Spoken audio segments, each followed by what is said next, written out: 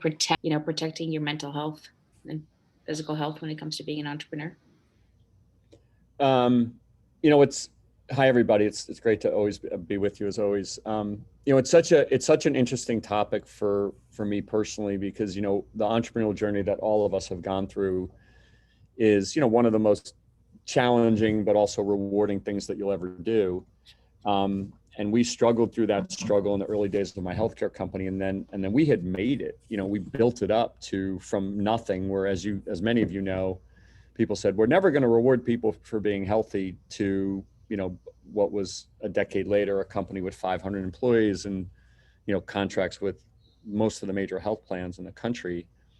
And when the financial crisis of 2008 hit, I mean, literally got cut in half overnight. I mean, every single company was cutting everything, if you remember that. Mm-hmm. So, there's the mental health like that we all go through along the way of just building, right? And then I felt right, wrong, or otherwise, I just got a crash course because we had gone through what everybody else here goes through every day. And then 2008, I mean, the added part of it for us was just the complexity of the fact that my family had invested a bunch of money in the business. I had very sophisticated private equity investors. And, when things start going really bad, really quickly, like in the financial crisis, all of that comes together. And so I think at the time, there were really a couple of things that hopefully we can employ. And a lot of this is by the way, in the learning community and some of the modules about managing yourself. When I looked at the math, if you will, we went from being a very highly profitable company, growing like crazy, hiring people, to literally in trouble in a month because of that. If you looked at the math, it didn't work.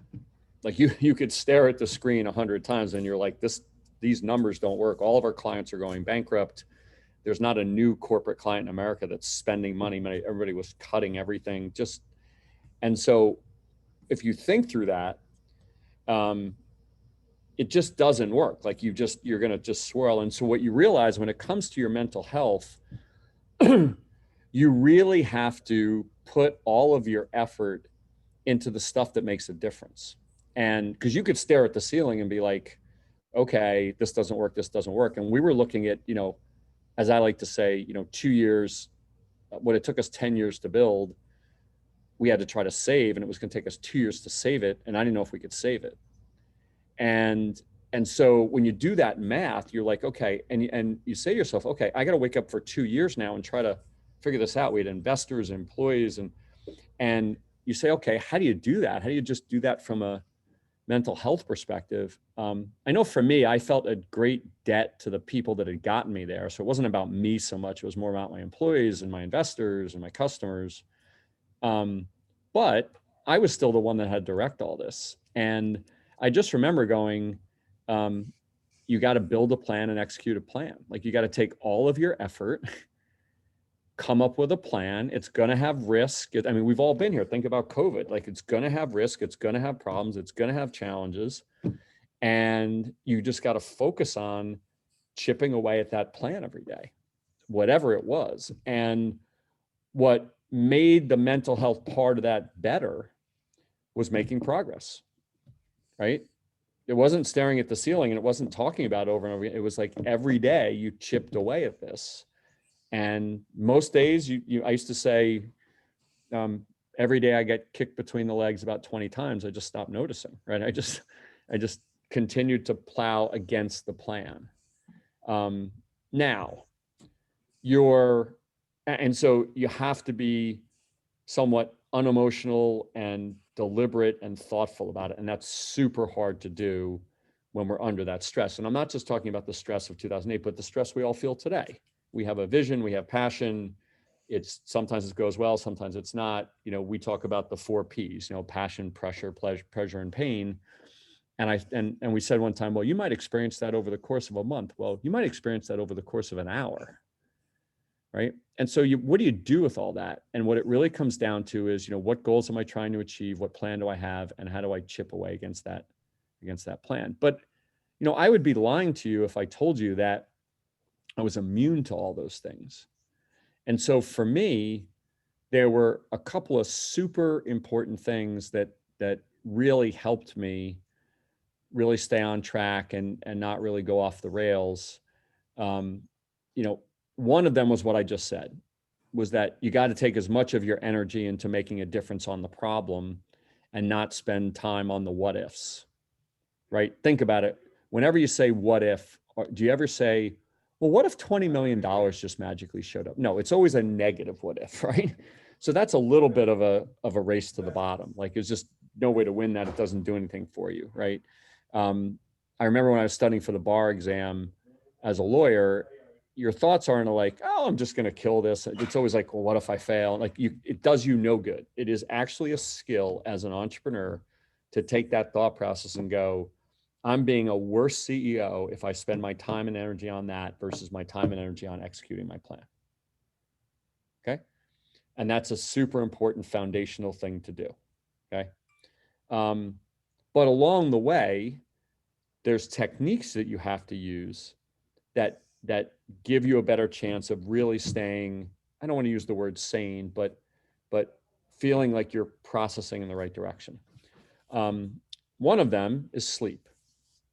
Okay. Somebody said to me in the midst of all that craziness, man, Michael, you look terrible. You need to sleep. And I said, anybody want to give me what the response is? I don't have time to sleep. Right. I mean, who would be like, oh yeah, sleep. I'll just. And then one day in the middle of all this, we were working 20 hours a day. At like 4 or 5 in the afternoon, I had a couch in my office. I kind of sat down, kind of laid down on the couch. I had the Wall Street Journal. I was reading it, and I got tired of reading the journal because the front page of the journal, every one of our clients was like on the front page going bankrupt. Like Washington Mutual is going bankrupt. I was like, isn't that our biggest client, right? And I fell asleep in the middle of the day for a half hour, and I woke up and I felt so much better. And what I realized is being at your best, right, is no different than product development, is no different than good sales, is no different than good marketing, is that you have to perform, especially in an entrepreneurial venture, right? You have to perform at a very high level, right? And how do you do that? Well, you have to be at your best, right? Or as close to it as you can be. And to me, so I literally would sit down, I would block off a half hour. Now I got good at sleeping for a half hour, so I turn it on, turn it off. A skill that I developed over time. And I felt so much better all the time. And then one day a week, I made sure I got 8 hours of sleep. Like I picked Wednesday, I went to bed at 10, I woke up at 6 religiously, and I felt so much more capable. Right? So part of the mental health part of it is how do you give yourself a best chance to success? You just don't do it if you're not sleeping well. Another thing that I did was I like we all do needed a release. There is no way you can go, forget about that pace, but even at the pace we all go at. My circumstance was a little extreme in 2008, but isn't any different from all of us that are doing this, have families and lives and kids to take care of and, all that kind of stuff. When you go at that pace, you need a release. You need, there's so much air in the balloon, right? And that air has to go somewhere or else it's going to pop. And so for me, and this was my release, was a couple of different things. Number one, working out. To me, going and sweating and getting your heart rate going. When you're flopping around on a Stairmaster or a treadmill or a bike or whatever, or in a CrossFit class, you're not thinking about the problems you have in your business. And to me, even before all this, to me, that's a great way to have a release. The other thing that happened to me was that my brother called me up one day. I lived in New York. Called me up one day and said, hey, can you do me a favor? Can you watch Raina and Brendan, who are my niece and nephew, who were probably, I think, 5 and 3 at the time. And I said, Dan, the world's collapsing, our company's collapsing. I'd love to babysit, dude, but I got a couple of things on my plate. He's like, I really need you to because of X, Y, and Z. So I said, fine. So I went over to his apartment and I spent, a couple hours with them.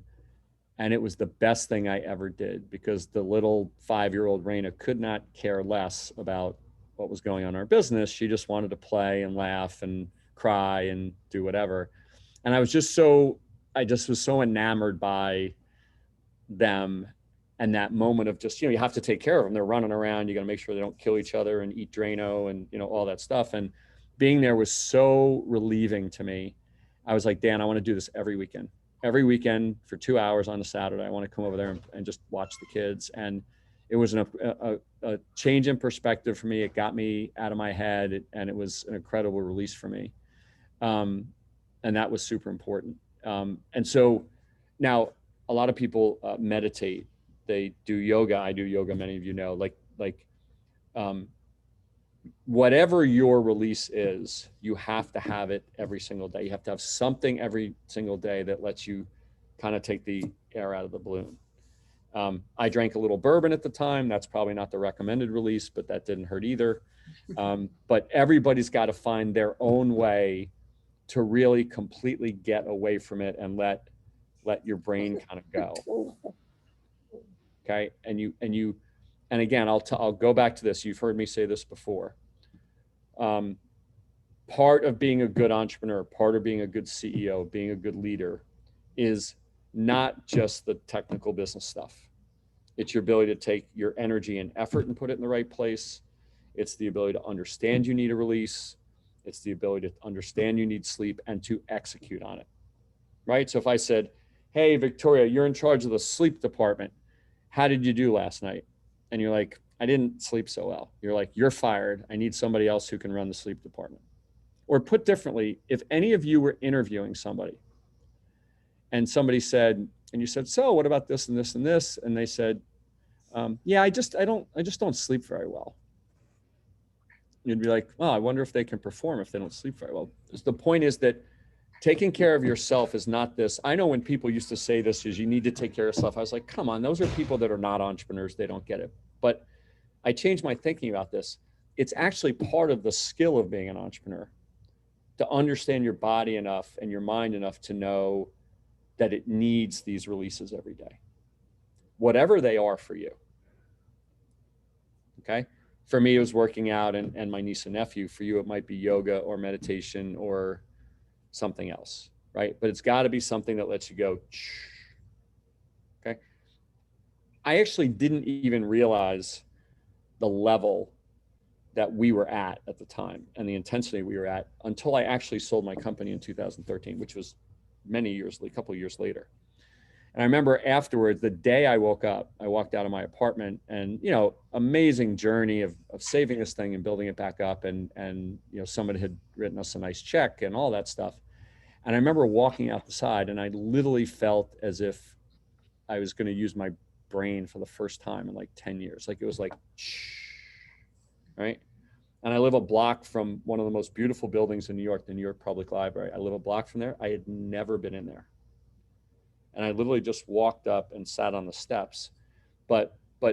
And that was the ultimate release, right? It all comes to fruition in something great. But on a day-to-day basis, you got to give yourself some of that. Okay. Otherwise, you don't perform at your best. Right. And obviously that can have a whole bunch of other impacts, not only on you, but on your relationships and certainly on your business. Okay. Another thing that I really felt was super important was you needed time away from what you're doing. We don't have a lot of time away, as we know. When you do something where you're going to take time away. So what is that? That's watch a movie with your kids. That's go out to dinner with your significant other. That's go to, an event. You have to make sure that you're there. And I don't mean physically there. You have to make sure that you're mentally present and there, right? If you're not going to be there, if you're going to think and talk about work, just don't go back to work.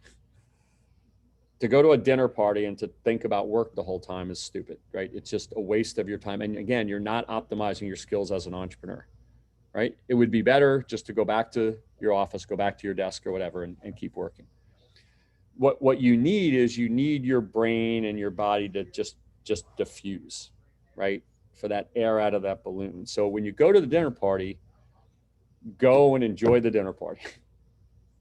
Be there at the dinner party, okay?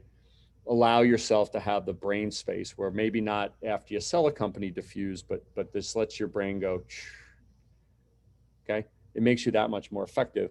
I know some of the best ideas we ever had was when we were doing those things, right? Because you're so wrapped up in what you're doing that you just don't see. And a lot of times, and remember, the reason you're doing it is not to come up with a new idea, but just in terms of your own mental health, the ability to get away, and you don't have that many chances to get away, right? The ability to get away in a lot of ways was dependent upon, right? You know, when I'm going to go do something, how am I going to go do it? And if I do it, I want to be completely present. Okay. Let me stop there for a second. Michael, these are all great things. So I want to get into something a little bit deeper, because I know we've talked about, the imposter syndrome before, right? And I think there's also kind of the guilt syndrome, right? So, and I know especially for women, at least with, in my experience, it's how do you get over this kind of guilty feeling of taking time for yourself, right? For us who are moms, for us who are, have partners, and, there's just 24 hours in the day. Um, and you're like, wait, I need time for myself, yet my business needs my time, my family needs my time, my friends need my time. Yeah. Right. And it's kind of getting over that hump of, almost being a little bit selfish because that's what you need to be successful. Yeah, it's a great question, V. I'll start with imposter first. Everybody that starts an early stage business is an imposter at some point, right? Because we're doing something that hasn't been done before, right? Either your business or your skill in your business. I think the difference with women and men, and again, I'm going to bastardize my whole gender, of which I am one. Women are just more thoughtful about it, and they actually think about it and say, should I be doing this? Should I be saying this? Should I be trying this? Where men are like, well, whatever, we'll figure it out. Like, and that's, I'm sorry to drag every other man on this call down with me, but we just tend not to be as concerned about it, right? We tend to just go, and if things go bad, we're like, that's what it's like to be an entrepreneur. So here's what I would say. Every bit of time and effort that isn't meant advancing the business takes away from it, right? And you have finite time. So it's okay to be thoughtful about it, but you can't obsess about it and you can't dwell upon it. You just got to go, right? You have to hit a certain time that go. And I'll use a bad sports analogy for any of you that have played golf. Golf can be a very analytical thing. There's things, do this with your swing and that with your swing, whatever, for all the men and women out there who tee it up. At some point they say you got to grip it and rip it. Like, just go, okay, stop thinking, grab it and go. Like, at some point you got to do it. And the more you don't, right, the more you kind of obsess or dwell on it. Now, just like the golfer, it's not that you shouldn't be thoughtful about it. So it's actually a pretty positive thing that, women disproportionately more than men are thoughtful about, being an imposter, right? Do I have really the capability to do this? Does my company really have what it has to do it? That's important to be thoughtful about in the way that you plan and the way that you're approaching something, the way you talk to clients, right? A lot of times you'll say to clients, no, we don't do that, but let us go figure it out, whatever it is. But there is a certain point you just got to grip it and rip it. You just got to go, because otherwise you spend time on things that don't matter. It's very similar, V, to the conversation about going to sleep, right? At some point, you can't do anything about it, right? At some point, you can worry about your business or you can execute your plan. And it's very human to analyze and to dwell on it, but you're actually taking away from the success of your business. If you took all the time you spent worrying about being an imposter and use that time to be less of an imposter, right, you'd have a better chance of success. Right. But certainly I think being thoughtful about it is a good place to start. I think with respect to guilt, I think it's a matter of just how you set your priorities, right? It's just like anything else. Think about it, V and everybody, not just in the context of your life, but just in your business. In your business, you say, I have 100 things I need to do. I need to do everything. And what we would tell you is, no, you everybody has more to do than they have time on the planet. I have to set priorities. I have to say I need my priorities to be 1, 2, 3. And if I have those priorities, I need a plan and a process and goals around those priorities, because those things and other things will do, but I'll do less. It's the same thing with your family. Like if you decide that, hey, my relationship with my kids, my relationship with my significant other, my relationship to my mental health are a priority for me. Um, you have to structure it. You have to put time in your day for it. Like you've got to say that from this time to this time, I'm going to do it. And really, people who run things and get things done are people that structure their time. So I'm going to spend this time with the kids and their homework, and I'm going to do this when it comes to friends. And if you don't structure it and you don't make it efficient, then none of it works, right? It all just kind of flows together, and you feel frustrated in your business, you feel frustrated in your personal life, you feel unstable when it comes to your mental health because you haven't, prioritized it and built a process and structure around it that actually helps you do it. Right. Yeah. And I think this day and age, I think it's also important to realize that it's okay to say, look, I need a break, right? It doesn't mean that you love the business any less or you're any more or any less invested, right? Sometimes just, I think our minds, our bodies just literally just need a kind of like a pause to Yeah. recharge. And I know that there was a lot of, stereotypical kind of thought process where like, oh, entrepreneurs work 8 hours a week or they just, they don't stop. And somehow that's like a badge of honor. But I think this day and age, where we do have the flexibility to structure the days and to prioritize, I think, we need to practice what we preach. Yep. And, you know, I'm sure everybody's just saying to yourself, oh, I got on a coaching call with Lonely Entrepreneur. Now I got it. I mean, it doesn't work that way, right? This is discipline, right? This is the discipline to implement these things and really hold, hold yourself accountable to the stuff that is really makes a difference. But I can tell you that what appealed to me about thinking about how healthy I was how well am I going to perform in being the CEO of a company? Well, it doesn't take a brain surgeon to realize that if you don't have releases and you don't take care of your sleep and you don't, right, and you don't do these things, you're just not going to be as good. You may be the only one that knows, but most likely not. Most likely everybody else will know too, because you're just not getting it done. Right. So Charlie has an awesome question. During the times of feeling like you don't have what it takes, did you focus on your strength, meaning like what works or what you do best, or focus on your weaknesses, what you don't want or can't do? In Great other words, question. did you focus on spending time learning what you don't know or get better at what you're good at? So it's really two really thoughtful Hmm. points. One is I spent time on the plan, right? Like I got a plan, I got to execute, I got to figure it out. So now within the plan there's a lot of stuff that needs to get done, and I know stuff and I don't know stuff. Here's what I would say: there are things that you are good at and not good at, and there's things that you like and things you don't like. Anytime, not just in business, but anytime in life we do things that we're not good at or do things that we don't like, we ultimately don't get there. Right? There's different theories about should you, build on your strengths or improve upon your weaknesses. In the context of an entrepreneurial venture where you need to do a lot, it's really, really hard to improve upon your weaknesses. You're like, listen, I've never raised money before, I'm going to figure it out. Well, that's just really, really hard. So my advice is that when you look at your plan or you look at your priorities, you look at your goals and you say, I got to accomplish all this stuff. The first thing you have to have is we all have to have the humility to understand that not knowing things, right, and acknowledging that is actually the strength of a leader and not the weakness of a leader.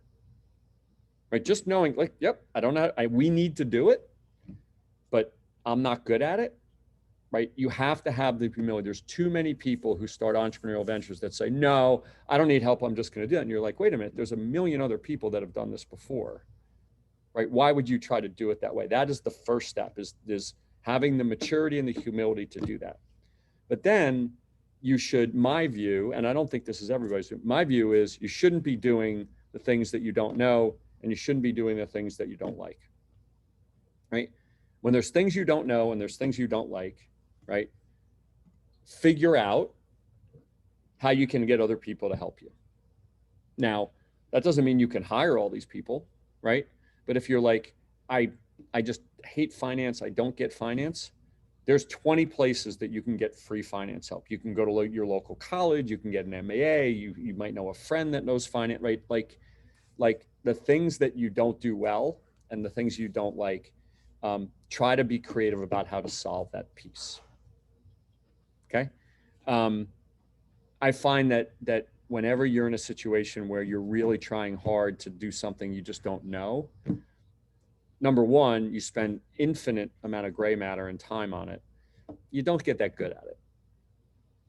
Right? If you've never raised money before, you'll do it better and you'll be better than you were before, but you're not going to do it at any level of proficiency that somebody else can help you. And then what you have to do is try to use your entrepreneurial creativity to to bring to bear uh, creative relationships. I know, for example, when we at the Lonely Entrepreneur created our Black Entrepreneur Initiative, we said, okay, what are the specific issues and opportunities that are faced by the Black community?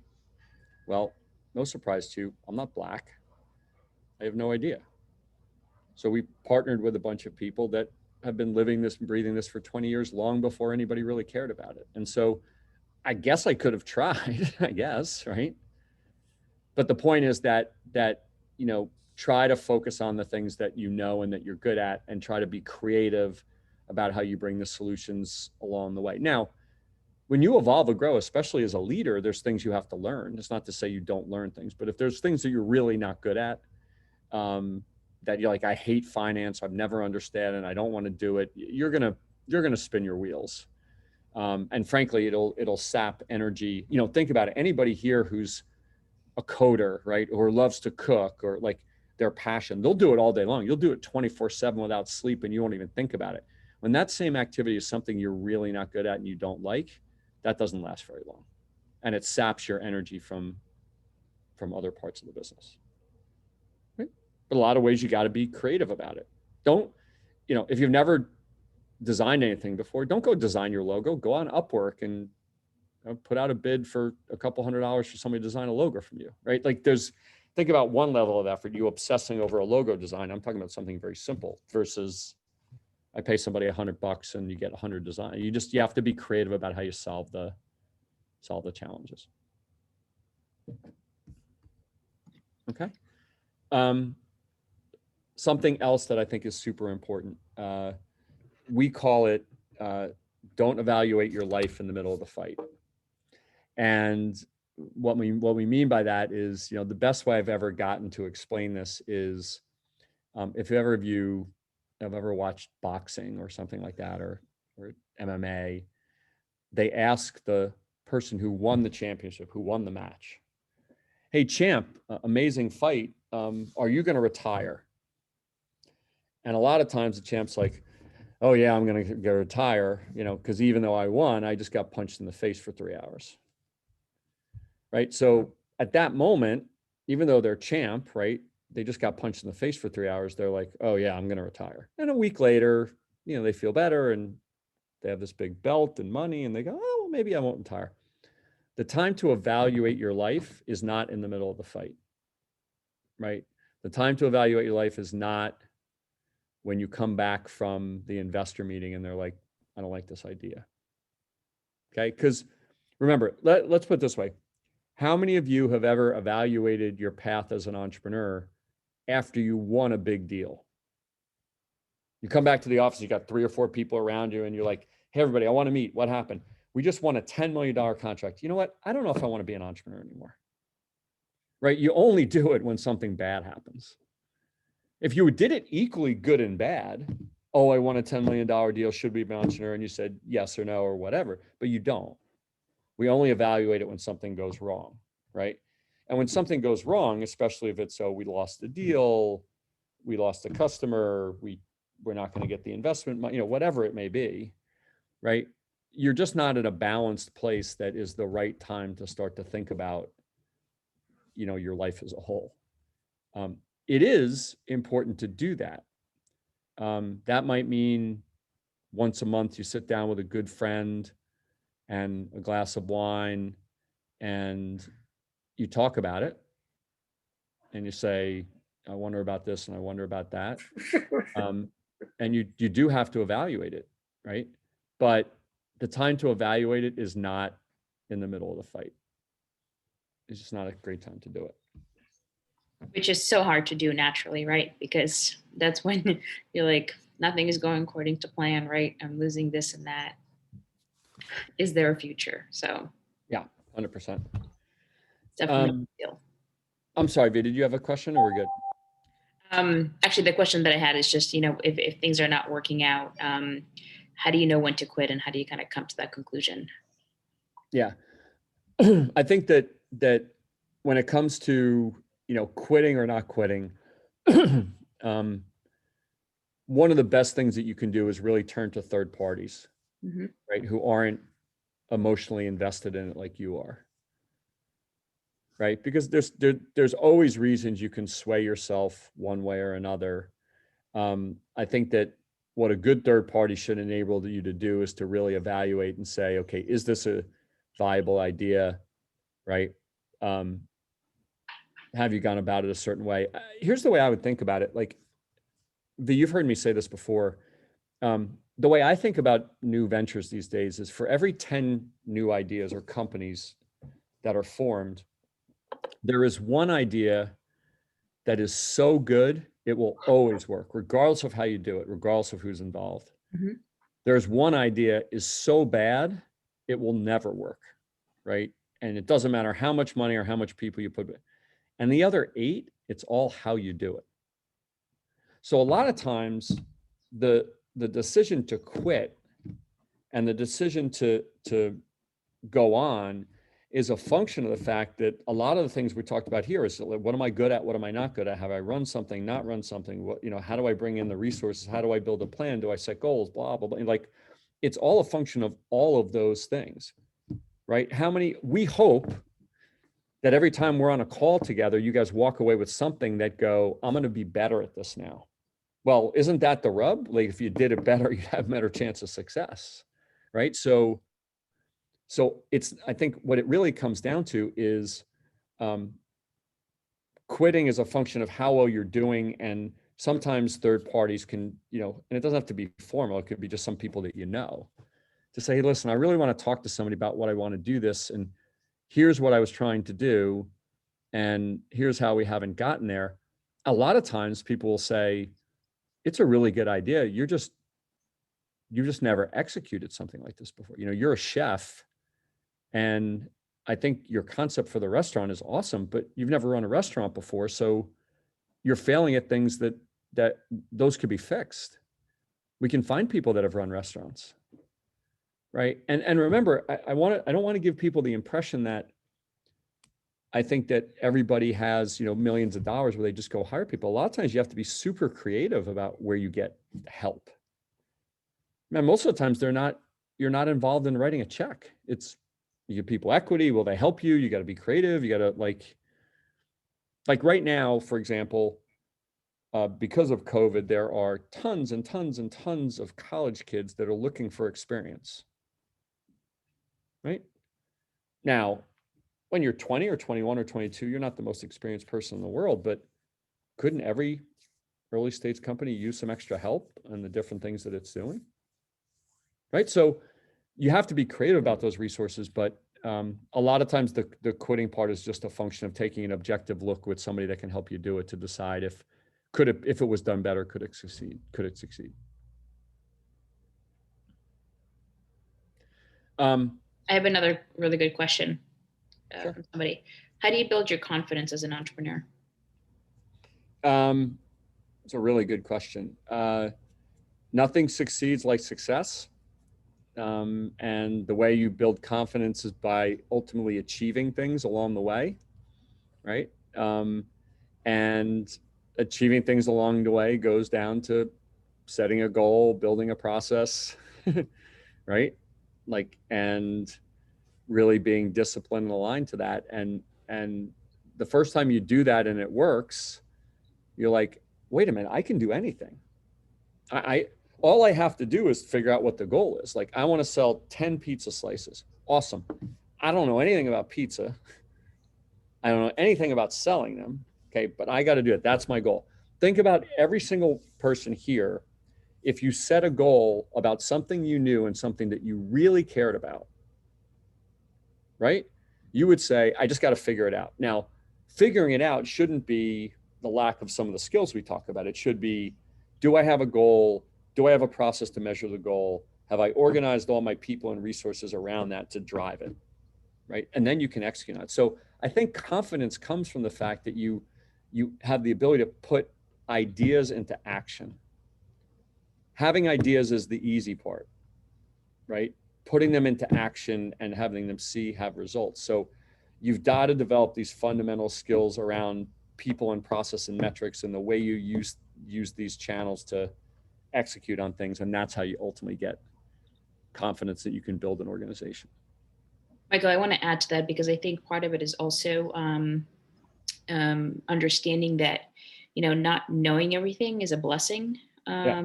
right? And kind of embracing the fact that you don't know everything. So that gives you the opportunity to grow and learn. And that may mean bringing other people to give you an information. It's also not being afraid of making mistakes, right? Because a lot of times I think we as people are kind of held back because we're not advancing because we don't want to make mistakes and feel stupid, but actually, having that learning experience and making mistakes and learning from it and just kind of saying, oh, okay, now I know how to do that. That's what builds confidence over time. Yep.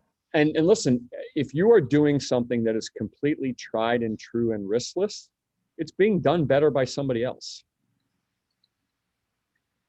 Right? If you were PayPal and you're like, well, you know what we're going to do? We're just going to create another ATM and we'll just charge less and we'll use better. Like, it's already being done, right? The risk, right? You're going to make mistakes by definition, right? And so, but the mistakes that you make should become more managed and more measured and more thoughtful, Mm-hmm. right? Because you think about it, we all could do something where we didn't really set a goal, work really hard about it, talk about it a lot, and end up not that far along. Yeah. And think about how many terrific entrepreneurs do that. Yeah. Right. Victoria, you know the story of a woman that we met that put together I call it a periodic table of mental health. We're talking Yeah. about mental health. And so she had an incident in her family and she's like, well, we haven't really defined mental health as society. Don't we need to define it? And so for all of you remember from high school, the periodic table in chemistry, that big nasty thing you'd look up, you're like, oh my God, that listed all the elements. And she put together this amazing table of all the different parts of our life that actually implicate our mental health. But she never built a plan around it. She kept just talking to people out and people like, this is a great idea, great idea. And then she came to us and we were like, we haven't gotten anywhere in three years. Right. So it's the ability to execute on stuff that ultimately builds upon the confidence, right, and advances your business to get it to the next stage. Absolutely. One of the other things that I think is a super important part of our mental health is I know that I used to feel, I actually still feel that when I'm leaving in place things that are broken, that is incredibly draining to me from a mental health perspective. Right. So if I went out back into my garage, if I lived in suburbia and I got my car and my car had 3 tires, and every day I got in that car and I drove it, when I got home, whenever I got home, I would be like, right? And I think that when you, in an early stage venture where every resource is so essential, when we leave in place things that are broken, when we feel like we're doing things where we're kind of running in quicksand, those are incredibly draining to us. And what I would suggest to you is that even though change is difficult, in the scarce resources that you have, um, do your very best to try to not leave in place things that are broken. Um, it could be a personality that you're dealing with. It could be an employee that you have. It could be a customer that you work with. And, you know, and sometimes these are difficult decisions, but when you leave that stuff in place, as much as it's unfair what I'm about to say, it's your fault that you leave them in place. And what you find is that when you change them, like think about something, you're like, I feel like I've had the same conversation with this person 10 times. Well, whose fault is that? The first time it might have been their fault. The second time you're like, I want to help you understand. Are we on this? And the third time and fourth time, fifth time, it's your fault. Then you are choosing as the leader to take your time and effort and passion and money and put it in a car that has 3 tires. So if you walk to an investor and you said, hi, Mr. and Mrs. Investor, I have an idea for you. You're going to give me your money and I'm going to put it into a car that has 3 tires. They would be like, you're not my CEO. Okay. So I know for me, it's incredibly frustrating to leave in place things that are broken. Now everybody says to yourself, but yeah, Michael, you don't understand. In my business, this one person can only do that or that person. That's not the way the world works. Okay. We think that because we think our problems are unique. But whenever we leave in place things that are broken, ultimately, until you make those changes, you never get beyond point A to point B. I went into a company one time where the 2 brothers were the owners of the company, and they were fighting so much that one could walk in and say, hey, I made you breakfast in bed. And he would be like, well, why would you want to give me breakfast in bed? I'm going to get the eggs all over the bed. And like, I mean, that's what it was like. And I was with them for a couple of days and I'd be like, listen, guys, I'm going to say this with all due respect, because I know you guys, I go, one of the 2 of you has to leave because this isn't fixable. And all you're going to do is drive that car with 3 tires into the ground. And you might kill each other along the way. Instead of doing that, let's figure out how to do this in a way that everybody walks away happy. And when they did that, the business grew a lot faster. Okay. And I know from a mental health perspective, to show up, we've all done it, right? We've all been like, oh man, I gotta do that thing again. And I think that's really super important. I think the other thing that's super important, and this is, you know, we always say that in entrepreneurism, there's no business life and personal life. It's all together, right? So it's not, and a lot of these are like, oh, mental health, but if we spend a whole bunch of hour in our day working on our business, then the way we work on our business is also super important. We have a whole section of the book and in the learning community called Everyone Sucks, where at times you wake up and you say to yourself, man, everybody just sucks. Like everybody around me is like, it's just, they suck, right? And what's actually happening is, number one, no one cares as much as you do. If you have the expectation that other people do, you have wrong expectations. Number two, normally nobody knows as much about your business as you do. You may not know everything, and there's certainly, as you grow, you bring in more talented people that are better than you at many things, but they don't know all the inner workings, right?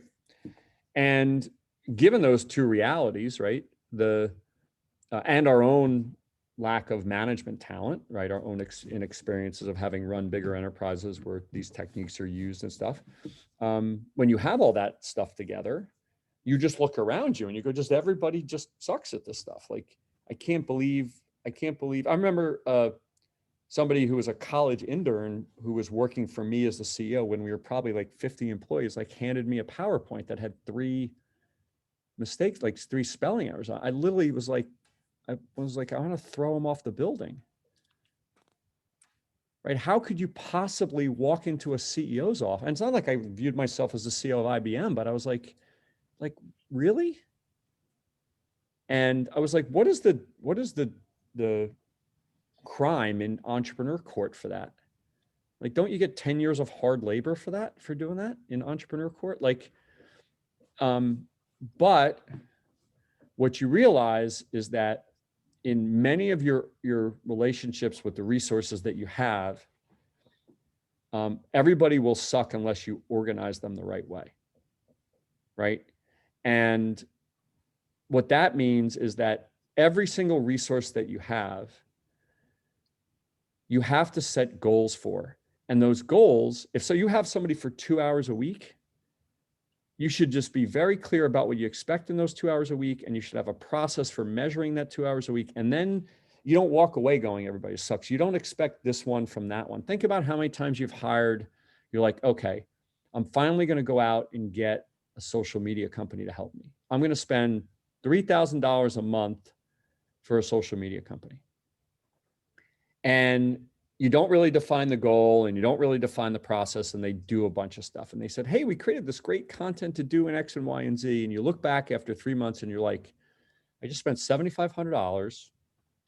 And okay, well, what, as opposed to our goal is to go from X to Y, right? Every week you're going to show up with a report about whether you did X to Y. And if we don't get from X to Y in a month, we're going to change social media companies. Like that feels so much better, right? Granted, you want it to work out, but that feels so much better than walking out of that meeting, like the fourth meeting in a row going, man, they suck. They suck because we let them suck. And frankly, a lot of them don't suck. They're not paid as much. They're working for equity. They're only working part-time. They're not, like, it's our job to enable our, as we like to call it, lonely entrepreneur, our dysfunctional family. It's our job to take our dysfunctional family, right? And, if you sat around Thanksgiving and you saw everything around a family, you'd be like, well, I never let him cook dinner, but he's really the best one at telling stories. I'm going to have him tell stories. I'm not going to have him cook the turkey, but I'm going to have him tell stories because he's really good at that. So, but if you asked him to cook the turkey, he would suck at it. Okay, so you got to say to yourself, hey, I have a scarce amount of resources, right? Part of my own sanity comes from the fact that I'm trying to get the best out of my resources. What everyone can probably tell from this, right, is that we've heard us say this before: passion and grit and a good idea is not enough to be a successful entrepreneur. It's a series of all of these different skills that you get better at. Right. And if you get better at some of the mental health stuff, and you get better at understanding the things you're good at or not good at, and you get better at building process and better at taking the scarce resources you have and getting the most of them. This is all the reason why when somebody sits down and you said, should I keep going or should I quit? You look at this stuff and you say, how have you done at these things? And could you do better with a little help, or could you do better with a little different approach, or a little assistance that can help you get free paid? Like, this is an amazing idea, but we just lack, X and Y and Z to be able to do it. Okay, but in a lot of ways, everybody's putting kind of heart and soul and passion into all of our entrepreneurial ventures, and our mental health, in a lot of ways, is about, number one, understanding and accepting. And I think this is a really big part of it: understanding, accepting that your mental health is not something you do away from the business. It's something you do for yourself to enable the business. Okay, so said differently, if you said, listen, Michael, I don't want to do anything that doesn't advance the business, this is my thing, then I would say, if you don't take care of your mental health, you will not optimize your business, because you won't perform as well, you won't be as clear-headed, you won't be as X. So it's not anti the business, okay? And then, to the extent that you employ these techniques, as well as some of the organizational things that we talk about, you will start to see, and I hope when we have the chance to spend some time together, everybody gets the opportunity to see, how these things advance and give you a better chance of success. That's great. Thank you. I know we have a couple of minutes left. I want to open it up to anybody who has any comments, or share anything that you're doing that kind of helps you. Would be great to hear from you guys.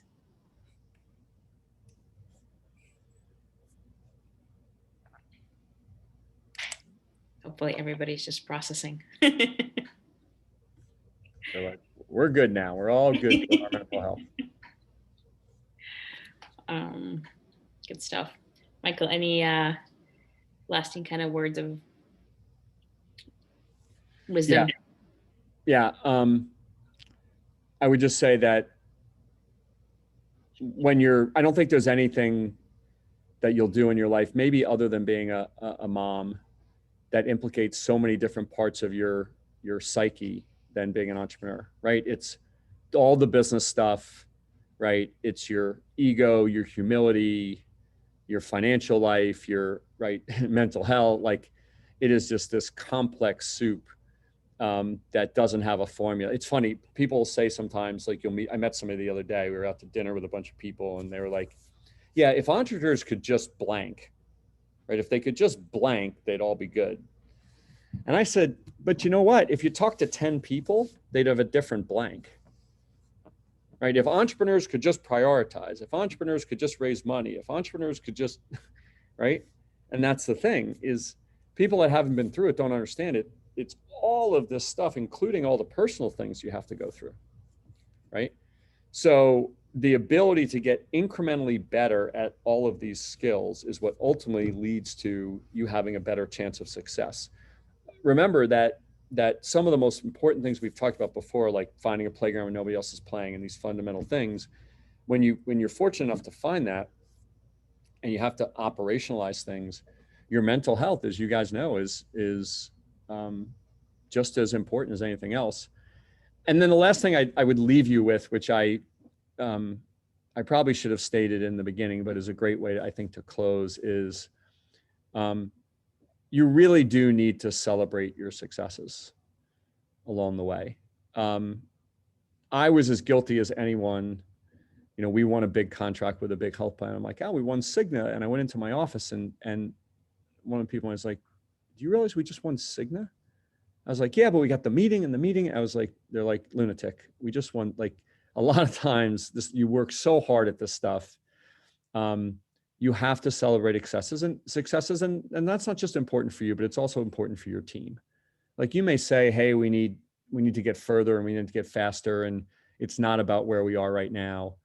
But you really do need to take the time to some of these accomplishments that we have along the way, um, to take the time and relish in them a little bit because we work so hard in them, and we really have to relish in the fact that we have made accomplishments in an environment where there isn't a lot of groundwork. Um, I started to think of entrepreneurship in the context of a lot of different parts of society, and it's almost like it's the one thing where they completely didn't give us all the foundations to be successful. If you were like anything else, you'd be like, you know what? We're going to go scuba diving. I'm not going to give you a tank. I'm not going to give you fins. I'm not going to tell you need a wetsuit. I'm just going to be like, you go figure it out and you got to go scuba diving. You'd be like, that's ridiculous. And that's what at times it feels like to be an entrepreneur. Um, and, I think that we should understand it's hard, accept that there's a lot of skills along the way. But along the way, you've got to make sure you take care of your head and your heart a little bit so that you can have the best chance of success. Very well said. Thank you as always. Thank you for everybody for joining us. Hopefully this was insightful, and Thank you. we'll see you back here next week. Thanks, everybody. Thank you.